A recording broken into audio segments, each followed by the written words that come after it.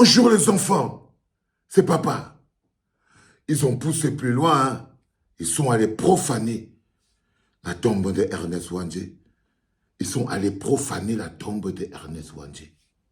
Les enfants, ce genre d'acte n'existe qu'avec l'accord et la manipulation du gouvernement.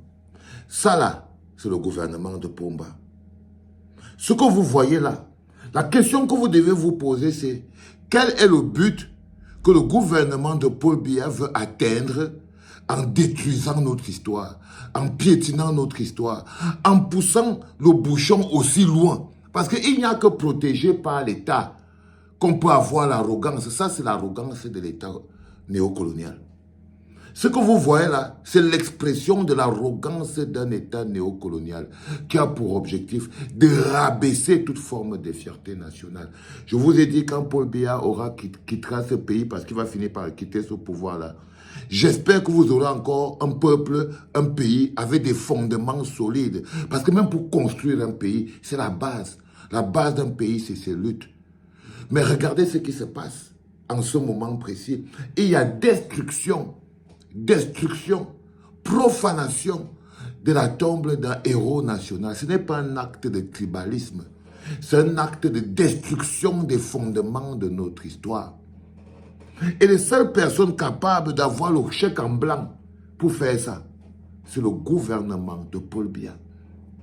Le prix de la conservation du pouvoir néocolonial de Paul Biya, c'est la destruction, sans la destruction impunie de la mémoire collective. Parce que ça là, c'est la mémoire collective.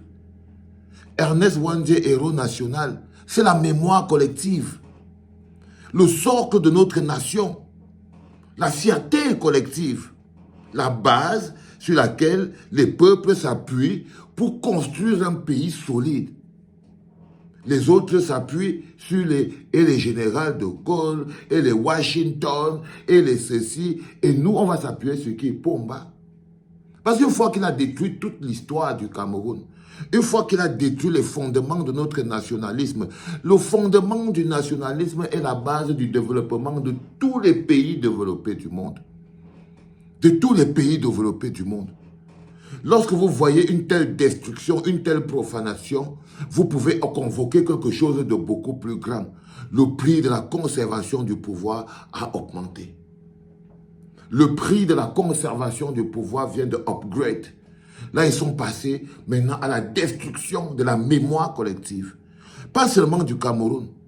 Parce qu'en tant que héros national, Ernest Ouandjé n'a pas été reconnu seulement au Cameroun. Dans la plupart des pays africains, dans l'histoire africaine néocoloniale, dans l'histoire africaine même post-coloniale, Oumyobé, tout comme Ernest Ouandjé et Léo Sendé Afana, occupent une place dans la lutte, dans la lutte à l'échelle africaine. C'est eux qui nous ont permis d'avoir nos places assis à la table des grands penseurs de l'Afrique libre de demain. Ce sont leurs noms qui nous ont permis d'être le Cameroun assis à cette table. Il y a donc une volonté manifeste de détruire ce fondement historique. Il y a donc une volonté manifeste du gouvernement de Paul Biya de détruire ces fondements historiques pour que vous, en tant que peuple, vous n'avez plus de repères.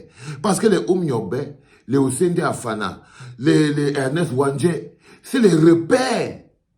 Ce sont des lueurs, les phares dans la nuit. Que lorsqu'un peuple est dans l'obscurité et qu'ils ont besoin de suivre une boussole, ils doivent avoir une lumière. Et eux, c'était nos lumières. Aujourd'hui, le gouvernement de Paul Biya, dans sa tentative de conservation de pouvoir, a décidé de vous plonger dans l'obscurité perpétuelle en s'attaquant à vos histoires, à votre histoire, en essayant de vous poser sur des fondamentaux très puissants. Il démontre par la même occasion que nous sommes toujours en plein dans ce gouvernement néocolonial et qu'on n'en est pas sorti. Mais c'est aussi le mauvais cœur.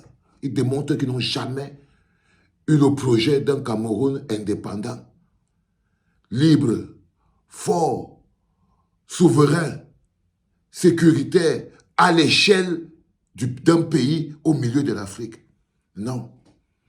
Le projet Cameroun, pour eux, n'a jamais été un projet d'un pays où les Camerounais vivent heureux et vivent dans le développement, la prospérité, qui se développe, qui grandit, qui pousse. Non, eux, le projet Cameroun, c'est surveiller, c'est enfermer dans l'enclos néocolonial les pauvres Camerounais bougres pour les nourrir de l'aide au développement. C'est-à-dire qu'on vous nourrit du riz importé, on vous nourrit des patates importées, on vous nourrit des sardines importées et tout.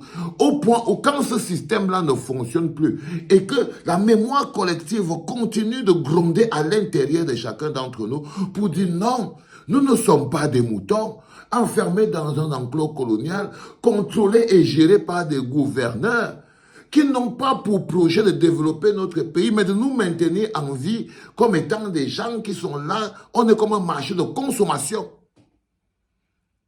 Et quand ça ne fonctionne plus, il faut détruire les fondamentaux, parce que ça, là, ça n'a pas marché.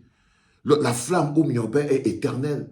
La flamme au Sende Afana est éternelle. La flamme Ernest Wandje est éternelle. Vous pourrez détruire 1000 fois, 20 000 fois la tombe de Ernest Wandje. Vous n'éteindrez pas la flamme. Vous n'allez pas éteindre la flamme. Vous pourrez détruire une fois, 2 fois, 3, 10 fois le béton qui constitue la tombe de Ernest Wandje. Vous n'éteindrez pas la flamme qu'il a allumée en les Camerounais pour leur dire soyez fiers d'être Camerounais, soyez fiers d'être Africains. Vous avez un pays magnifique. La liberté est un don, est une grâce. Battez-vous jusqu'au dernier moment pour ça, parce que sans liberté, il n'y a pas de développement collectif, et sans développement collectif, il n'y a pas bien-être. Cette flamme est restée allumée, c'est elle qui nous maintient en vie. C'est elle qui maintient tous ces combattants de la liberté. Vous ne pouvez pas l'éteindre seulement en cassant, en allant profaner la tombe. Non. Non, les enfants. C'est pas seulement en allant profaner la tombe. Non, non, non. Cette flamme est profondément ancrée à l'intérieur de nous. Elle ne s'éteindra pas aussi facilement. Croyez-moi, les enfants. Ce que vous voyez là, ce que vous voyez, la destruction, la profanation de la tombe, c'est une commande. C'est une commande de la conservation du pouvoir. C'est une commande de Paul Biya. C'est un acte délibéré du gouvernement camerounais dans une tentative, pas de profaner la tombe, mais de profaner notre mémoire collective, de profaner notre histoire, de nous plonger dans l'obscurité éternelle. Parce que lorsque vous avez éteint toutes ces lumières, lorsque vous réussissez à éteindre toutes ces lumières, vous plongez le peuple dans l'obscurité éternelle. Ça n'arrivera pas. C'était papa.